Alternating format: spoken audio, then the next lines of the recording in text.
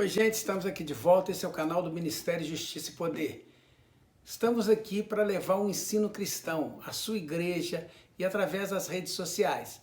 Conheça os nossos cursos gratuitos que levamos aí na sua igreja, acessando o site que aparece aí na sua tela. Continue assistindo os vídeos aqui nesse canal.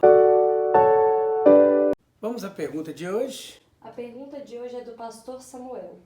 Esclarece 1 Coríntios 14, 26 ao 40, sobre a ordem no culto, destacando o versículo 32. Vamos ler o texto, né?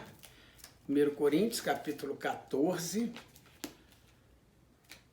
no versículo, a partir do 26, né?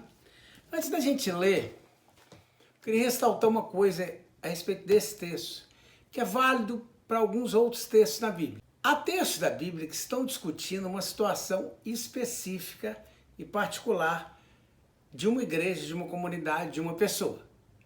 Então, esse é um caso em que Paulo viu um problema no culto da igreja em Corinto e vai resolver esse texto. Então como é que eu vou saber então se um texto se aplica a uma situação específica ou se aplica a uma situação geral? Por isso, como nós já repetimos aqui várias vezes, você vai formar uma doutrina a partir de pelo menos 3 textos distintos na Bíblia e pelo menos um deles no Novo Testamento. Por que eu estou ressaltando isso? Porque eu já vi algumas pessoas pegando versículos isolados dentro desse texto de Coríntios 14 e aplicando de forma errada nas igrejas, por exemplo, né? Eu conheci um pastor que um dia chegou na igreja dele e perguntou assim: alguém aqui tem o dom de interpretar línguas? Ninguém levantou a mão e falou: então está proibido de falar línguas aqui na igreja porque não há intérprete. E não é o que a Bíblia ensina. O que a Bíblia ensina é que se não há um intérprete, você ore para que alguém possa interpretar. Não é proibir o povo de falar em línguas. Um outro pastor escreveu num livro que você tem que ficar contando na igreja, ó. 1 falou língua, 2 falou, 3 falou, ninguém pode falar mais. E não é isso que a Bíblia está ensinando. A Bíblia está ensinando que não é ficar o tempo todo falando só línguas no culto. É o que Paulo está falando no contexto do capítulo 14. Então agora, ressaltado isso, vamos ver o que o texto está dizendo. Que fareis, pois, irmãos?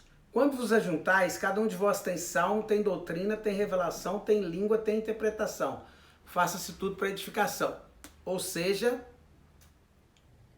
a participação no culto é de todos.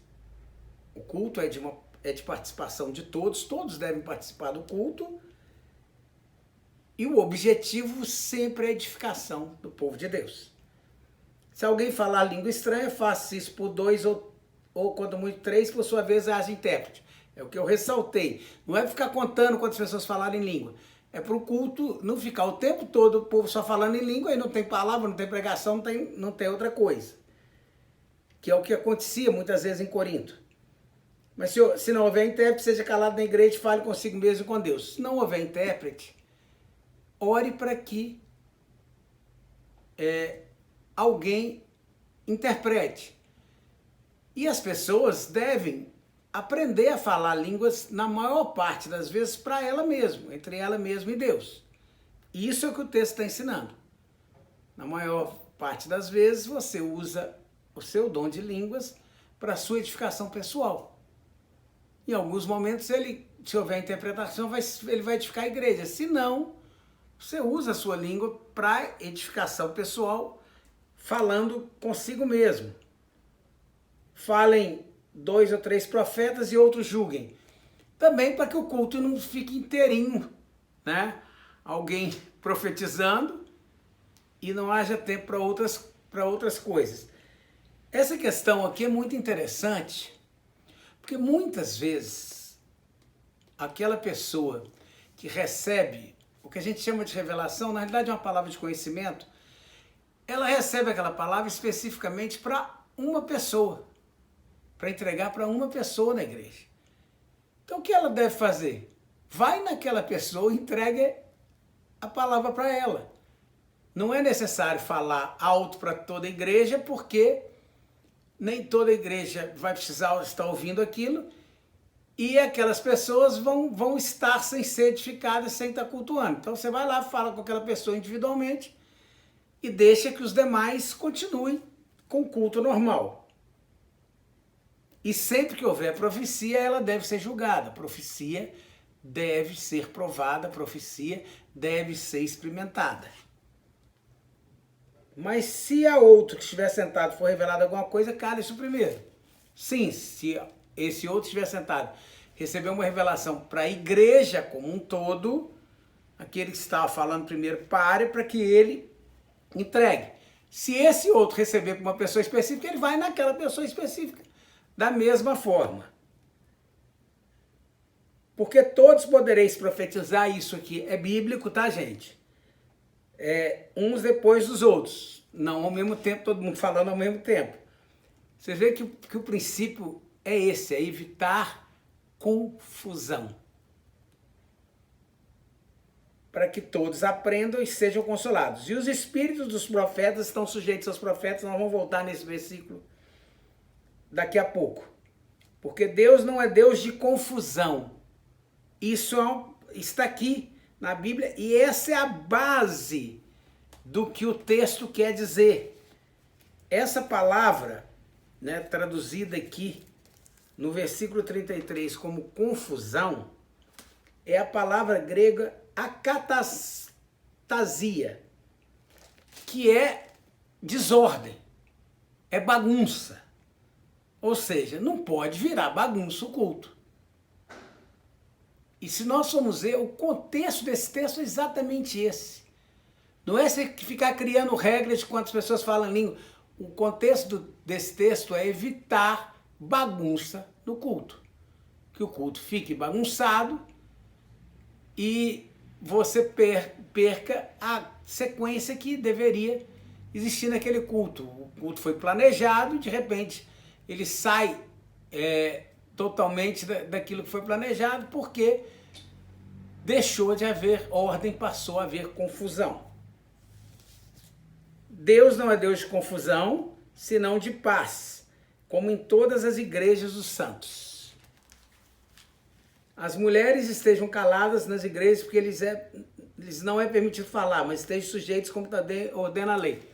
Esse é um outro texto que já deu tanta confusão, nós já fizemos um vídeo sobre isso, para mostrar que isso aqui era uma situação específica de Corinto. Paulo não está proibindo mulheres de falar em igrejas. Nós vamos ver no Novo Testamento que haviam profetisas e ninguém profetiza calado. E haviam mulheres profetisas. Tá? Nós já falamos sobre isso num vídeo específico sobre o ministério feminino. Esse texto é uma questão específica de Corinto, porque dentro da ordem do culto, algumas mulheres estavam atrapalhando esse princípio de ordem. Então Paulo vai fazer essa repreensão aqui. Tem gente que usa esse texto para falar que mulher não pode ser pastora. O Paulo não está falando isso. O que Paulo está falando é que a mulher não podia falar.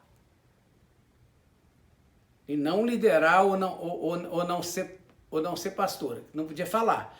Como a gente percebe por outros textos de Bíblia que as mulheres falavam na igreja, nós vamos ver que esse texto é uma questão específica, não se pode formar doutrina a partir dele.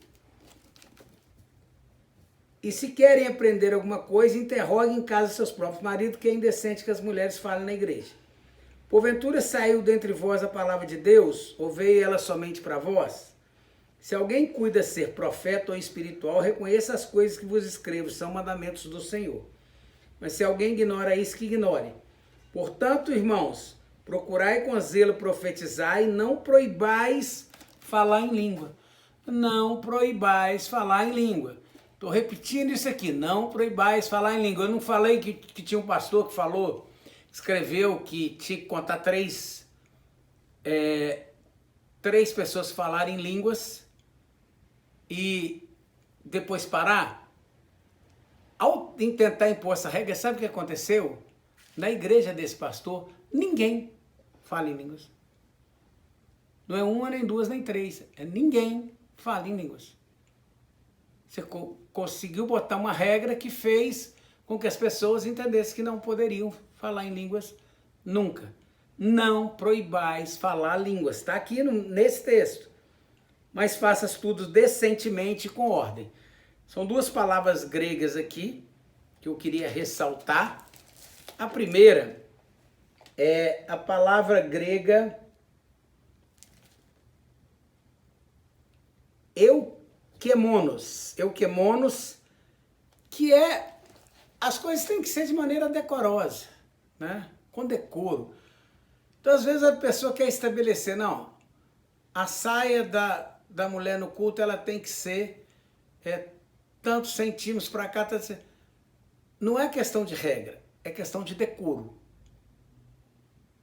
Ninguém vai para o culto pelado, ninguém vai para o culto com roupas de baixo, ninguém vai para o culto mostrando o que não deve mostrar. Decoro, né? Decência.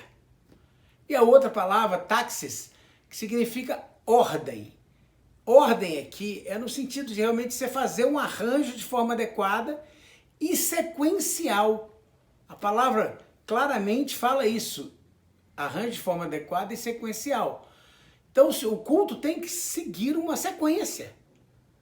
Às vezes as pessoas querem atrapalhar tudo, não. Por que tem que ser louvor, depois pregação? O culto tem que ser feito com ordem, com táxis, tem que ser feito com uma sequência, num arranjo adequado. Então, Paulo está ressaltando aqui essa questão de ordem e decência no culto.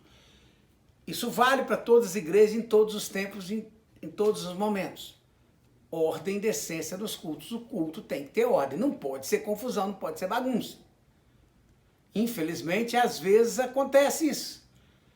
Você entra numa igreja e não tem sequência nenhuma, né? O culto é aquela confusão, aquela bagunça. E aí, normalmente, esses cultos se estendem indevidamente. Não se estendem porque o Espírito Santo está falando ainda, fazendo algo, não. Se estendem porque está uma confusão tão grande que ninguém sabe nem como concluir aquilo, tá? E voltando como o pastor pediu para que eu ressaltasse o versículo 32, os espíritos dos profetas estão sujeitos aos profetas. É interessante aqui para a gente ressaltar no final. Espírito sujeito ao profeta é espírito sujeito ao profeta. Isso significa que se Deus te deu uma revelação e não for possível entregar ela naquele momento, o espírito está sujeito ao profeta. Você não é obrigado a falar fora de horas. Você entrega na hora que for possível. Se veio uma língua estranha, você não é obrigado a falar ou falar em voz alta. O espírito é sujeito ao profeta. Então nós precisamos perceber isso, que nós estamos no controle dos dons espirituais que vêm sobre as nossas vidas. E nós estamos no controle para sabermos que podemos usar naquele momento ou não usar naquele momento. Então, é isso que o versículo 32 está dizendo. Que você está no controle dos seus dons espirituais. Chegamos ao final desse vídeo. Semana que vem estaremos de volta. Se você gostou, peço que deixe aí seu like, se inscreve no canal caso não seja inscrito. Ative o sininho para receber as notificações do nosso canal. E se você, como o pastor Samuel, tiver uma dúvida, envie-nos a sua dúvida através dos comentários do vídeo, através do e-mail que aparece aí na sua tela, e nós estaremos respondendo aqui. É compromisso nosso. Até semana que vem.